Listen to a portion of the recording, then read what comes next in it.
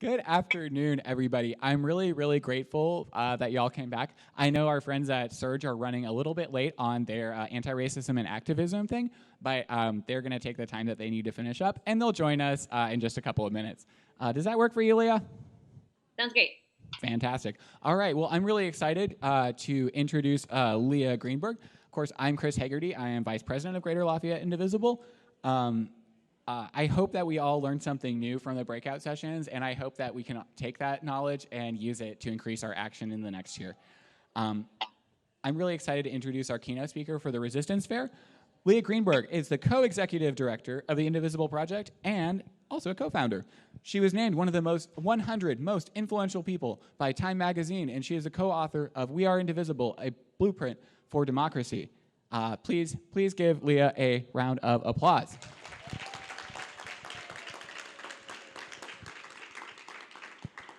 Hi, everyone. It is great to be here with you today. Can you hear me okay? Yes. Okay, wonderful. All right, well, great. I'm going to dive right in. I just came from the Women's March here in DC, which was, I don't know if folks went to a Women's March 3 years ago themselves, but I was reflecting on having gone in 2017 and having an amazing time, and then getting separated from everybody I knew and wandering around in a crowd for a really long time, and then doing it again this year. How far we've come.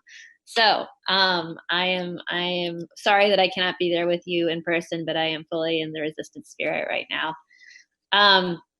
So I'll start by just talking a little bit, like I do, about going back to 2017. Can I start just by asking folks a question that I like to ask at the beginning of these things? Can you raise your hand if shortly after the election in 2016, you got together with friends or family or neighbors in somebody's living room and you were like, we're not sure what to do, but we got to do something? Just raise your hand. All right. So my husband and I did the same thing. We got together with our friends in our living room. We, cried. We talked about the election. We talked about what was going to come next.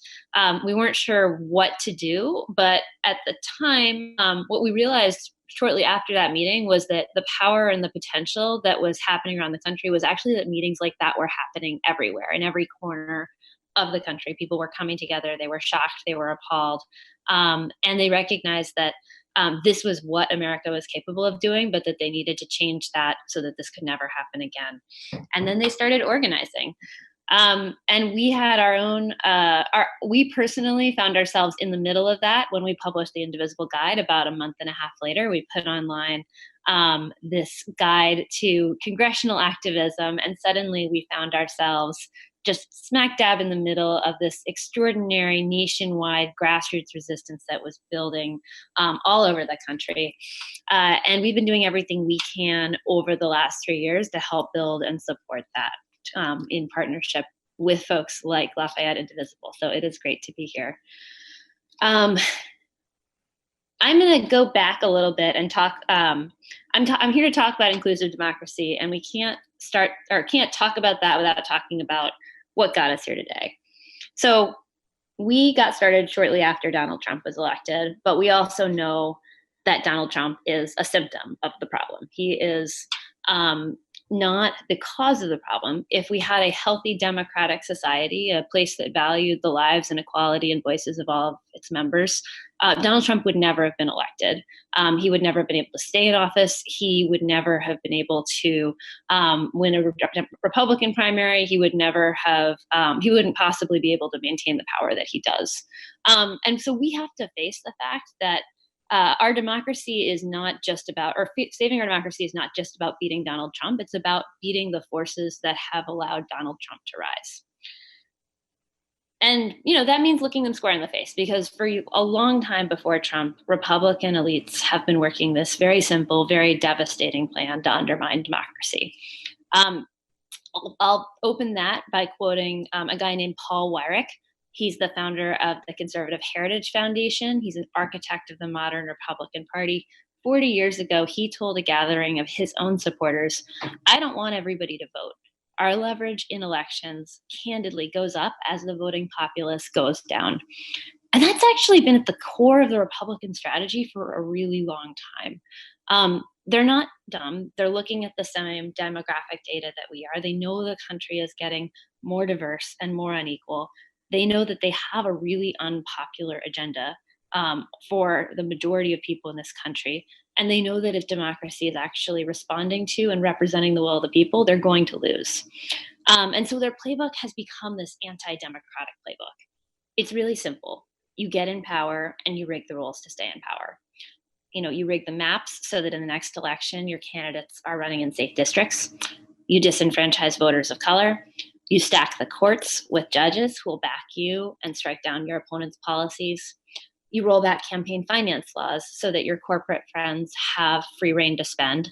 You give them extra tax cuts so they've got more money to play with.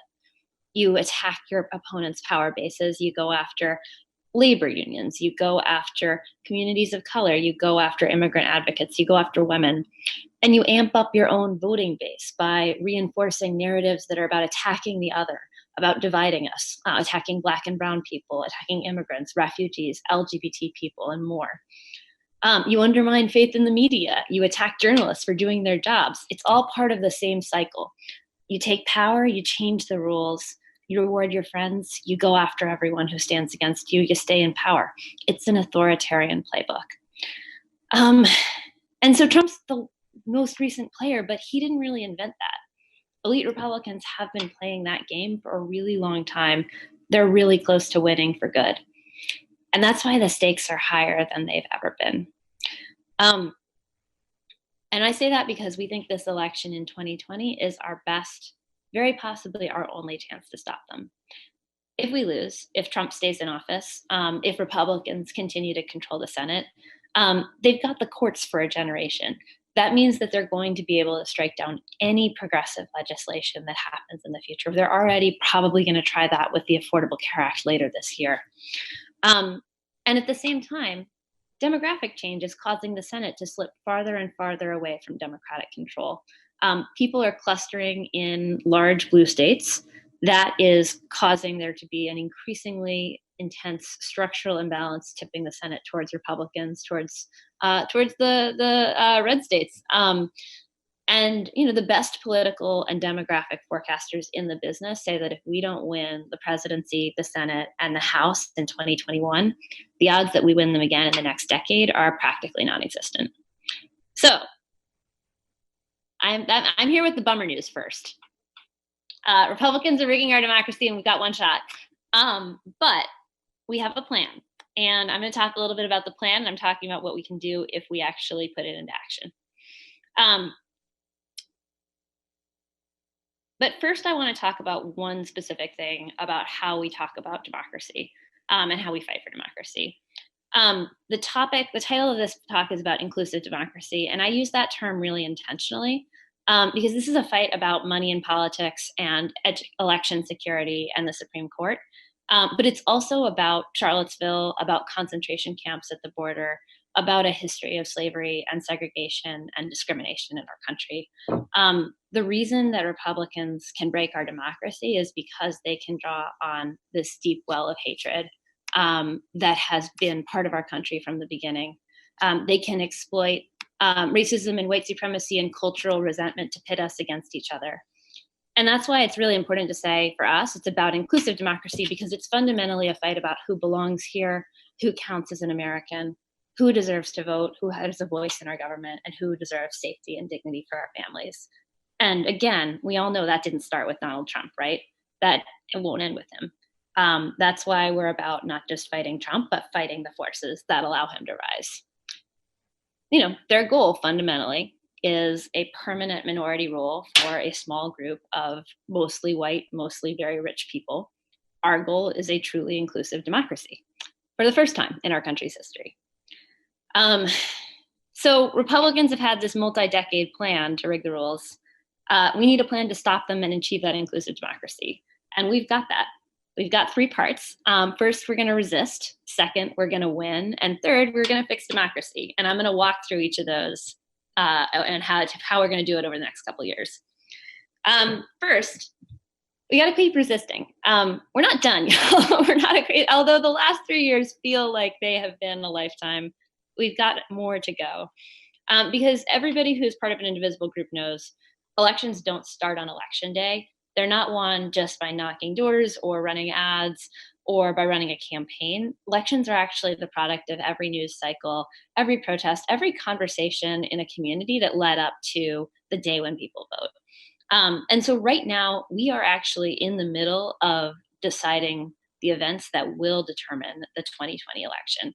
And we're in the middle of a really crucial fight, which is impeachment. We have to shape the environment that Republicans and Democrats are running on alike at the national level. And I know folks can say, we've got Republican representatives, they don't care, they're just going to stand with Trump. That's totally true. But your job is actually to make them look really bad when they do it. And that actually can be quite powerful. What we are seeing around the country right now is people who are cornering their Republican senators and just asking them really basic questions like, do you think this is okay that we're going to have a trial without witnesses? Are you enabling this cover up? What exactly are you doing here, buddy? Not that question, but and they are getting incredibly powerful media footage. They are making the nightly news with to reinforce a really simple narrative, which is that the Republican Party has become an arm of Donald Trump's political machine. They are pure enablers. They're setting folks like Cory Gardner and Susan Collins and Joni Ernst up for tougher reelection runs in 2020 by virtue of that work. And that's the virtuous cycle between advocacy and elections. By really showing up and making our voices heard during an advocacy moment like impeachment, we're actually setting up the conditions and setting up the narratives that politicians will run on in the next election. Now, we would love to actually convict Donald Trump in the Senate. We are pretty realistic about the fact that Mitch McConnell is going to pull out all the stops to rig the rules to try to make that impossible to happen. We're pretty realistic about the fact that Republicans are going to continue to try to save their own skins by backing and enabling Donald Trump. But the point of advocacy is you fight, you try your very, very best to win. And in the process of doing it, you can actually have a really powerful impact on the next election. And that's what we're going to do. So that's resisting. Talking about winning. So who here has signed the Indivisible Pledge? Great. Okay. Well, let's get to 100% on that. But the Indivisible Pledge is it's a commitment by every Democratic candidate running in the race and by grassroots activists like yourself to make the Democratic primary constructive, to really debate issues on the issues. And to stand behind and work our hearts out for the ultimate nominee. I'm really proud to say that at this point, every major Democratic candidate still in the race has signed it. We're still waiting on Tulsi Gabbard and Andrew Yang. So if you see either of them, let us know.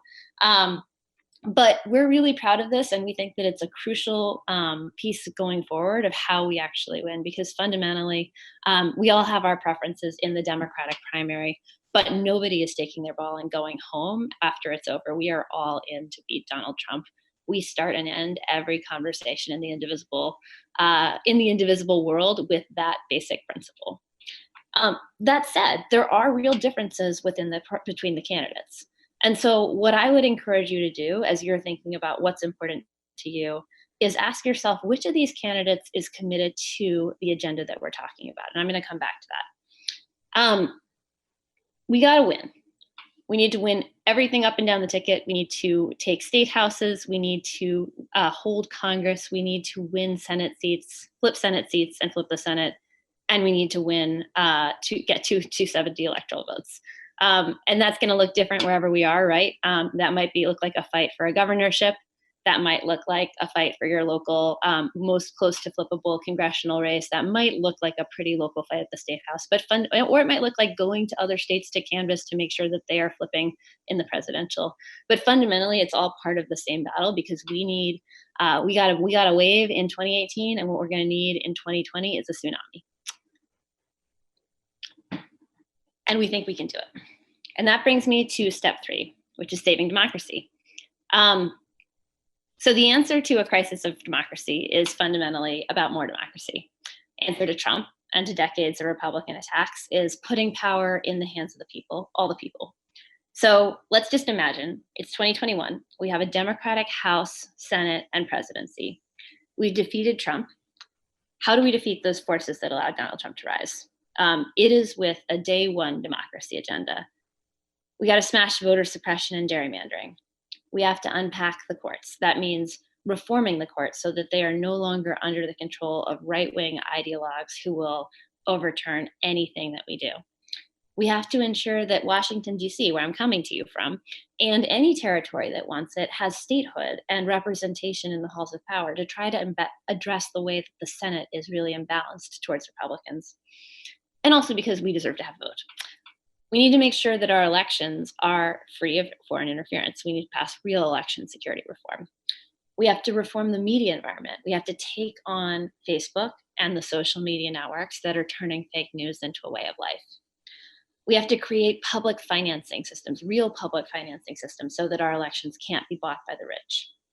This is all totally possible. It could be passed. We have passed really significant democratic democracy legislation in 2019. It's lingering in the Senate right now. If we take the Senate, we could move this on the first day of the Democratic administration.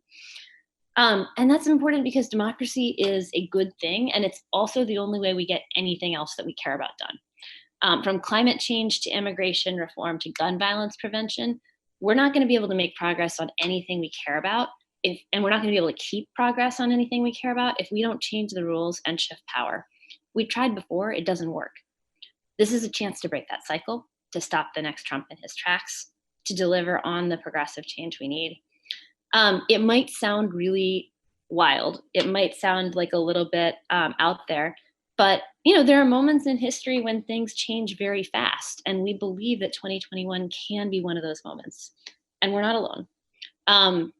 A lot of people across the progressive movement believe this is possible, believe that this has to be the crucial top priority, and believe that it is worth fighting for because fundamentally, as I said, 2020 is our last shot at really changing the rules in this next decade in order to actually have reforms. And I'll just add, coming from the Women's March here in DC, I was thinking about where I was in 2017, just the day after Trump was inaugurated. And, we were hearing that Republicans were going to repeal the Affordable Care Act on the first day of Congress. People were saying that it would be impossible to retake the House.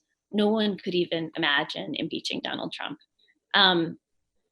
We have been able, through grassroots pressure, to make a lot of things possible that people did not think were possible before.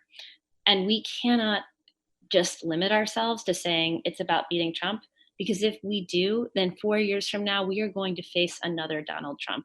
We are going to face a smarter, sneakier demagogue who will take advantage of the same problems in our democracy to get into power, and he won't make the mistakes that Donald Trump has. So this is that opportunity in history. The response to Trump could be the era-defining reforms of our democracy.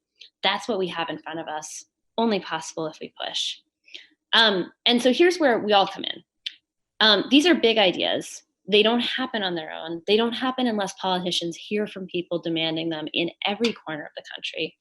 And that can't start in 2021. That has to start now. If we want to be ready to save democracy on day one in 2021, we have to start today. We have to ask everyone we know, from our Congress people to Democrats who are running for president, about these big ideas and say, because big ideas don't happen if politicians don't hear from people demanding them. And, that's the beauty of the Indivisible movement. We're everywhere and people hear from us. So that's the next step. We hope you're in. We believe that we have the potential within our movement to change the rules and fix our democracy, and then to deliver the progressive change that we need for everyone. And we are really excited to be in this fight with you.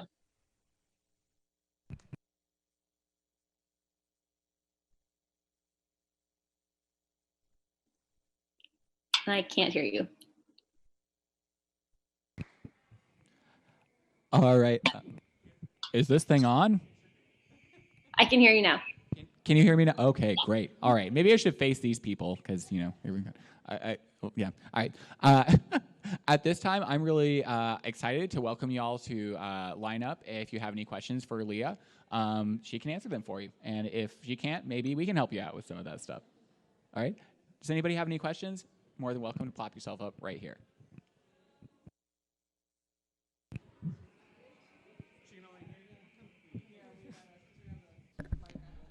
Yeah, we have a mic on the stand, so you're going to have to talk to them. Yeah. Do I look there? Yeah. That's great. Okay. I want to come back to the point that you made about having public financing for elections. I absolutely agree. I think until we get big money out of election politics, that a variation of the same kind of crew of people is going to own our government. But how do we get there? How do we get there? Yeah. So there are two pieces of getting corporate money out of politics. One of them is very, very hard, right? Okay, so Citizens United has fundamentally transformed the political landscape, and that is about corporations' right to spend politically.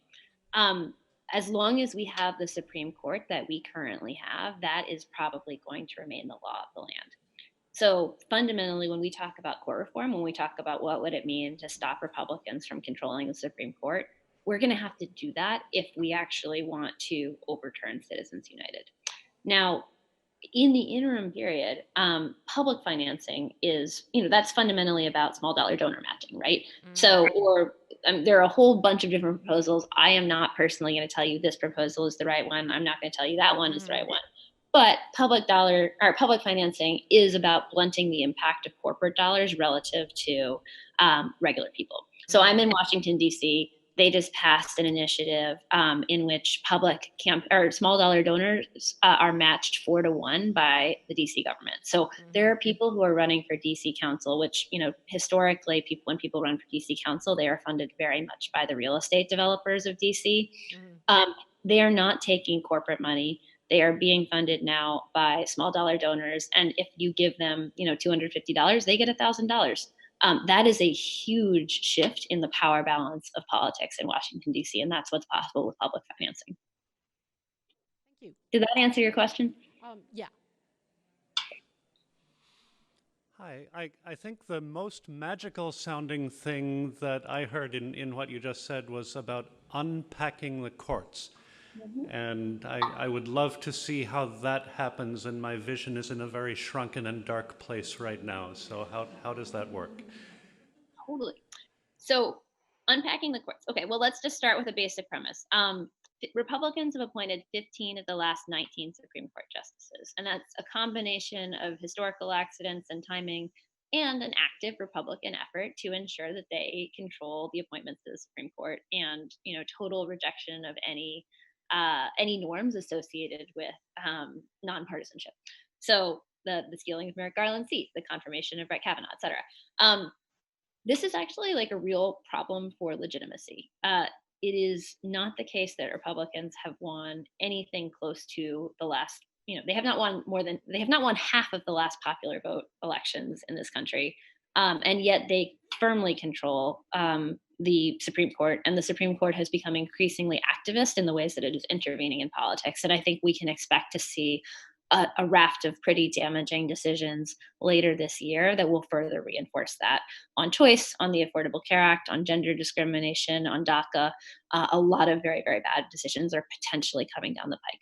So what we need to be doing in that moment is talking to the Democratic side of the aisle and saying, we don't necessarily care which proposal it is, and there are a bunch of different proposals, but what we need to do is reform the courts so that you don't have this conservative capture.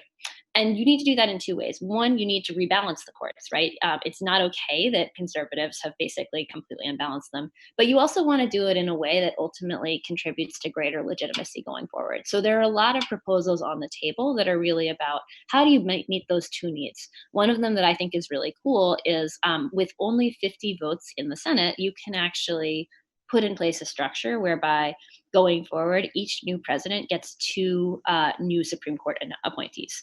So instead of the really macabre structure that we currently have, where, control of the existence of women's reproductive rights in this country is determined by the health of a bunch of relatively old people. you would just say every president gets elected. They get 2 Supreme Court justices. Over time, that actually ensures that the Supreme Court justice representation is in line with who has actually won an election. And it's not partisan, but it is actually a means to effectively rebalance the courts. So that's one example, but there are actually a bunch of different proposals that are circulating right now that really are about there's something about rotating Supreme Court justices on and off the courts over time. There's stuff about, expanding it ultimately to a larger number of people. It's I think the individual proposals are less important than the overarching need that we have, which is to push the Democrats to think bigger on this. Because if we don't actually unpack the courts, then we are looking at a future where there is no Roe v. Wade, and where any future major Democratic legislation is just going to get overturned by the Roberts Court. Thank you. The Represent Us movement with Jennifer Lawrence and as a public face, do you see that there is synergy between Indivisible and that group, and perhaps is a bright light for all of us to have some hope that with the two somewhat overlapping initiatives in some areas? I see your head shaking, so maybe you do see that as a positive. Absolutely, and I'm a big fan of Represent US. I think that there's a ton of overlap in terms of both what they're ultimately pushing for, in terms of constituencies, et cetera. I think one place where we end up a little bit different is just, I gave a relatively dark assessment of the state of the Republican Party. And I think this is a really big challenge for us, but I think it's important to name that, it's not every Republican, right? It is a set of people in Republican leadership who have been doing this very intentionally. This is a fight about good government, but it's actually a fight for good government against some people who are benefiting by having bad government. And so I think what we can bring to that fight as Indivisible is really trying to also name that. It's really important to have people who are both trying to make a very nonpartisan case and people who are like open to just calling a spade on some of this stuff and saying, hey, Republicans are straight up breaking the rules. This is voter suppression. They're doing it intentionally, et cetera. And I like the ability for us to do both those things at the same time. Does that answer your question? It does. Thank you. So last year I asked Ezra about rank order voting, because it was not the popular vote that got Trump in. It was the Electoral College. And you know what? I haven't heard very much about that lately. Yeah. Well, ranked choice voting continues to move forward in a bunch of places around the country, actually. So New York City just had a ballot initiative that that has put ranked choice voting in place. I know it's popular in a whole set of cities. And if you are interested in reading our book, we make an argument for ranked choice voting with multi-member districts, which would be one of the ways that you could actually start to chip away at the partisanship and polarization that we currently have in Congress. So totally agree, and we are pushing it. Hi, you had mentioned Facebook as being a very large vehicle of misinformation that it's flying around, and obviously that you're seeing it through people that you know. What are some ways that you would recommend to combat that misinformation that is being put out by people you know, or how to fact check? So it's a great question. I think I wish I had like some kind of new and mind-blowing answer for you. I think the reality is that the only thing that I've seen that works so far is people who have personal relationships successfully using those personal relationships to break down some of the ways in which misinformation spreads. I have the family member who back in 2010, I was like, do you really think death panels are a real thing? Do you really think that that's like the Democratic plan for healthcare is just to kill people? Like, let's walk through exactly how that would work, et cetera. Which I was able to do because I have those conservative relatives and we have those relationships, et cetera. It's not great. the short answer is there is no substitute for a functioning media ecosystem that does not reinforce these echo chambers and that does not accelerate and incentivize the spread of fake news. It is only what we can do on a personal level in the meantime. Thank you.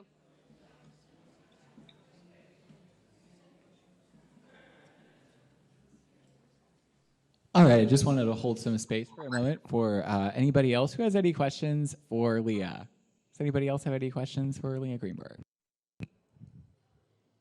All right, I see a late question coming on up. Hi. I read an article that discussed how the only way you can really reach people is through their pocketbooks.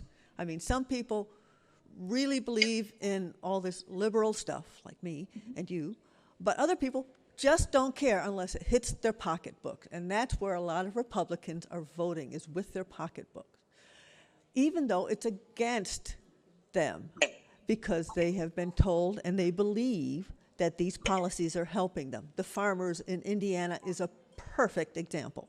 I mean, of course, it is helping them because the bigger farmers are getting lots of free money. But how do you talk to people about their pocketbook, about how to get them to vote for something that will really help them when they've got all this other stuff telling them that this is going to hurt them? Is there any way to do that? May I just make sure that I'm reflecting your question back? You're asking, how do you talk to people who believe that Trump's economic policies are helping them? Yes. With them that either that they are not being helped or that that is not as important as the other things that Donald Trump is doing. Is that right? Yeah, it's an article I read in the Washington Post about how people are voting with their pocketbook. Yeah, so go ahead. Yeah. So I think it depends a little bit on who your target is and what their actual situation is. One thing that I think I find helpful is basically to say, yeah, maybe the economy is okay.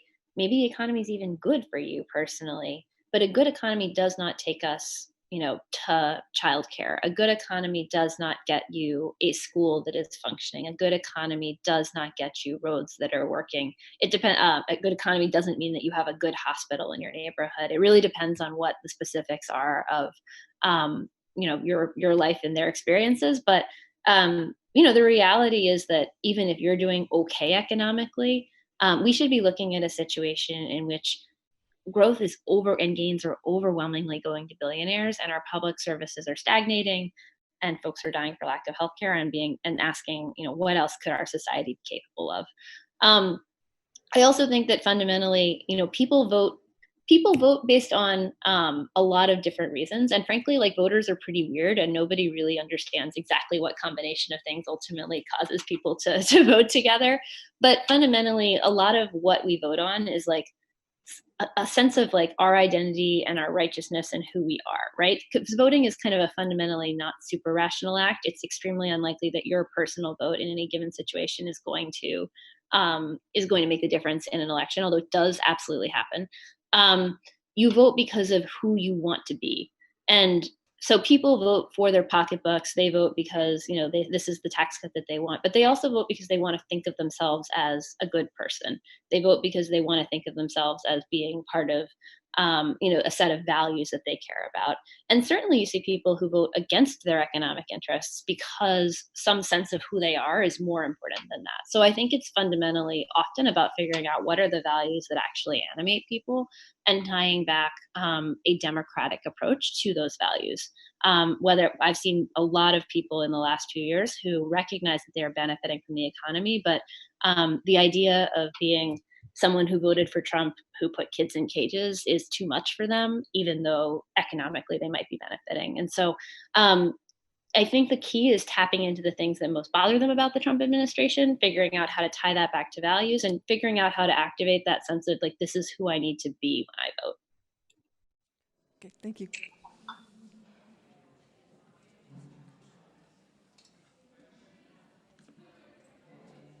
Hi.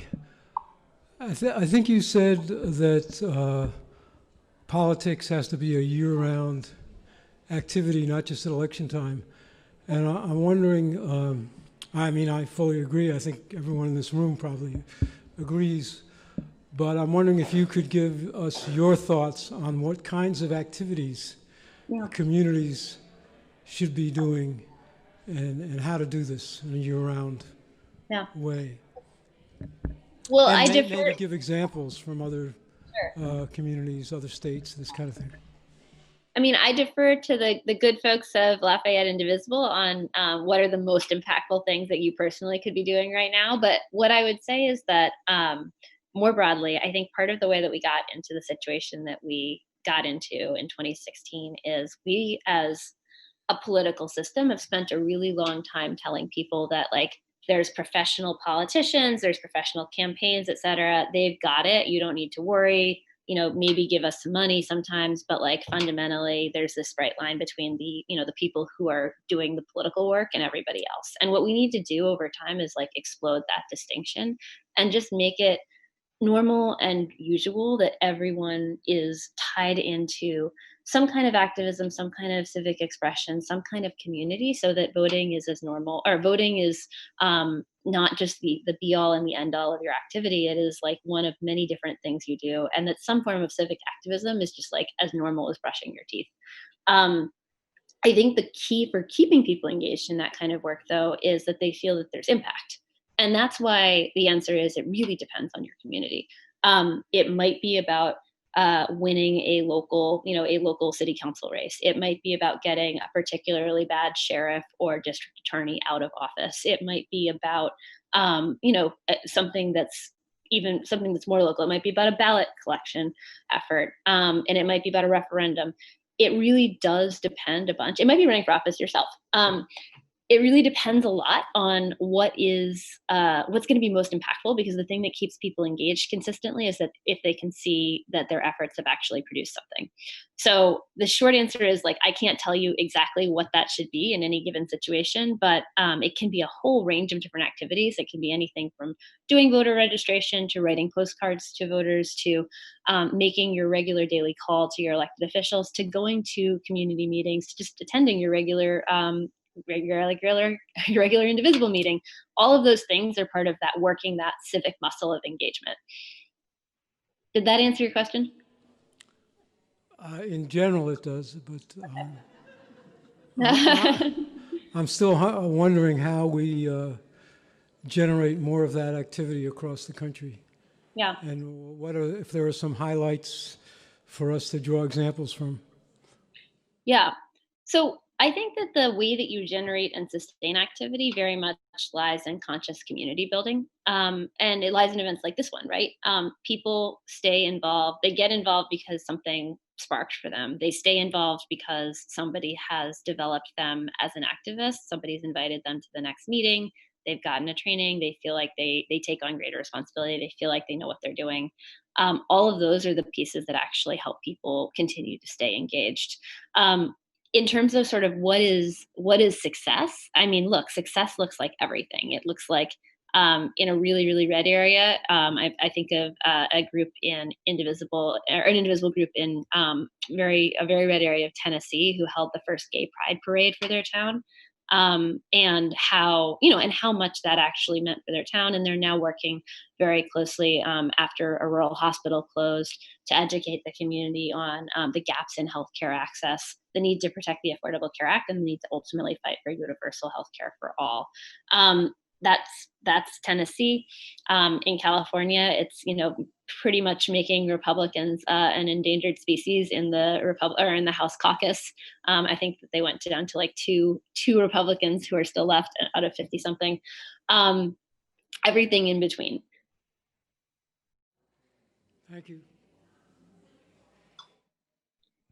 All right. And I'm really, really grateful for your questions today, because this is kind of one of the ways that we get to know more about what y'all need to see from us and what y'all want to see from the national organization. So I'm really, really grateful. Does anybody else have any questions for Leah? All right. Anybody? Mel, you want anything?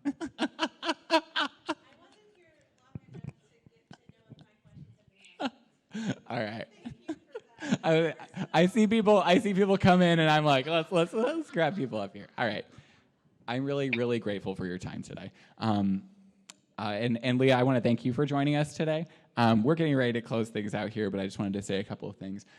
First, I wanted to thank all of you for being here and to thank all of our volunteers, our steering committee, and all the people who are involved with Indivisible for your really, really hard work over the last year. I'm really fortunate that I get to organize with you. I'm really fortunate for years now. It's me and Lisa and Matt and Andy and Kirsten and Lorrea and Finesta and everybody else, and Trey and Laura. We're all really grateful to work with you in the community, and of course Becky and Rebecca, who I missed in the back because I'm bad. I'm really, really grateful for your work, and I really look forward to working with you in the coming year. I really want to thank our coalition partners, particularly the folks from the Working Hoosiers Vote Coalition. So, woo-woo! So the whole gang at YWTF, and especially the Women of Color Collective, Surge Greater Lafayette, and Greater Lafayette Immigrant Allies. We're really grateful for your work in this past year. I'm grateful for all the groups that are here today. Moms Demand Action for Gun Sense in America, Greater Lafayette Progressives, the Young Democratic Socialists of America at Purdue, Climate Lafayette, the Climate Strike Kids. I'm really, really grateful that y'all came out for us today and spent your time with us, because we really do value you and we value your time. I think Lisa has a couple words to say before we go out. Oh, wait, do we need to say bye to Leah? All right. I was going to say, right, okay, let's say bye to Leah. Bye, thank you. Thank you so much. Thank you so much, Leah. We'll be in touch soon. All right.